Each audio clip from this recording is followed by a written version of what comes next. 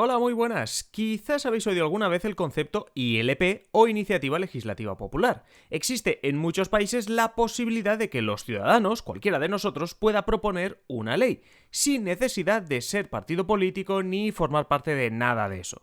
Hoy, en Simple Política, la Iniciativa Legislativa Popular. Comenzamos.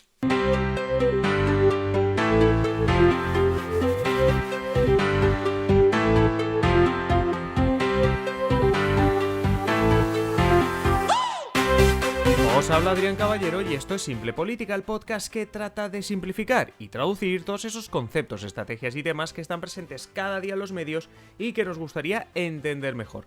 No sé si alguna vez lo habéis intentado o si conocéis algún ejemplo en vuestra región o país, pero los ciudadanos podemos decidir que una ley se cambie o crear simplemente una ley nueva.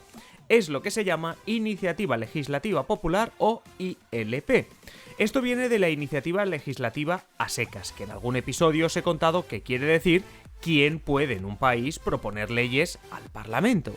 Ya sabéis que las dos vías más utilizadas, las más corrientes en un país son las del gobierno y las del propio Parlamento. Es decir, que el gobierno de turno o los partidos que están en el Parlamento son los que presentan las propuestas de normas y leyes. Muy importante. Luego, el Parlamento, el Congreso, la Asamblea, da igual, dependiendo del país de donde nos escuchéis, el nombre va cambiando, bueno, pues ese Parlamento luego lo tiene que votar. Es decir, iniciativa legislativa es quien puede presentar la propuesta de ley, pero esto no quiere decir que se convierta automáticamente en una norma. Lo digo porque ahora hablaremos de la ILP, donde los ciudadanos podemos presentar una ley reuniendo firmas, pero igualmente esto ha de pasar por el Parlamento, que nadie se piense que reuniendo firmas ya está todo hecho. Bueno, pues os contaba antes que el gobierno y los partidos con representación en el Parlamento son los que normalmente se encargan de presentar las propuestas de ley, pero en casos donde la mayoría, una parte importante de la población lo cree oportuno y los partidos en ese momento no están ofreciendo una propuesta sobre un tema concreto, pues se puede presentar esta ILP, esta Iniciativa Legislativa Popular. Vamos a ver cómo funciona esto en la práctica.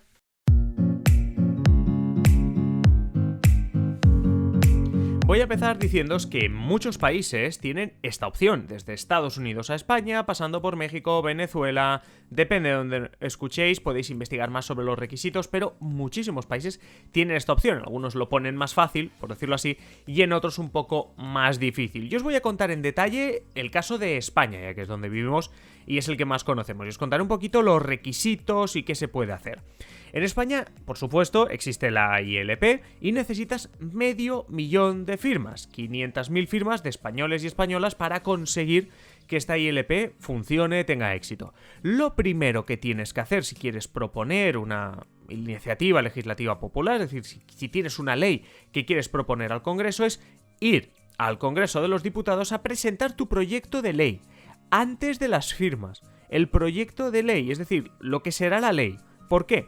Porque el Congreso así tiene 15 días para evaluar la constitucionalidad.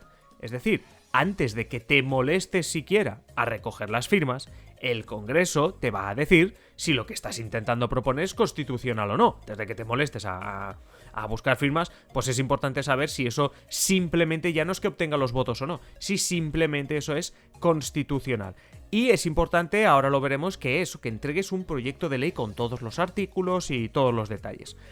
Cuando ya te han dicho que sí, que adelante, que oye, que no hay problema en cuanto a la constitucionalidad, tienes 9 meses para recoger las 500.000 firmas. Se puede prorrogar en según qué caso, etcétera, pero bueno, en general tienes 9 meses. Ojo, que si lo consigues, es decir, si consigues las 500.000 firmas, el Congreso te va a pagar los gastos de difusión, recolección de firmas. Solo si lo consigues. Es decir, no pagan a todo el mundo. A los que consiguen reunir las 500.000 firmas, todo lo que te hayas gastado en hacer publicidad, en ir por ahí a buscar firmas, etcétera, todo eso te lo acaba pagando el Congreso. Salga después eso o no adelante, pero tú ya has conseguido el 500.000 de firmas y eso pues te lo compensan de alguna manera. Repito, ahora un tema importante, más allá de si te sale bien o no. es importante proponer una ley concreta con todos sus artículos y todos sus detalles. Es decir, no son firmas para regular, por poner un ejemplo, los desahucios. Pero no dices, no, yo quiero regular los desahucios. No. Tienes que proponer una ley con cara y ojos. El Congreso tendrá que votar sí o no sobre algo concreto. Y el Congreso, para darte si es constitucional o no, tiene también que ver algo concreto. Es decir, lo que no puede ser es que tú te pongas a buscar firmas contra los desahucios y luego esperar que sea un partido político el que cree la ley. No, tú la tienes que traer hecha también de casa, ¿vale? Porque se supone también que los que te están firmando han leído eso, aunque no se lo hayan leído completamente, pero se supone que sí. Y atención, en España, en otros países creo que también, pero bueno, en España sobre todo está prohibido presentar una iniciativa legislativa popular sobre cualquier cuestión tributaria. Es decir, no vale reunir firmas para bajar los impuestos, ni modificar nada que tenga que ver con el IRPF, el IVA. Esto queda prohibido, por mucho que reúnas las firmas. Claro, porque sería muy fácil. Oiga, ¿usted firma por pagar menos impuestos? Pues bueno, es que te firmaría todo el mundo. Bueno, pues para evitar eso, está prohibido por la Constitución. En la historia de la democracia ha habido en España más de 140 iniciativas legislativas populares, ILPs. Pero vamos, que no todas han llegado a buen puerto. Algunas por falta de firmas, otras porque directamente las denegaron por el tema de constitucionalidad, otras porque llegaron al Congreso pero las tiraron para atrás. La última, por ejemplo, en 2016 fue la proposición de ley para la eliminación de privilegios de índole retributiva de la clase política cesada.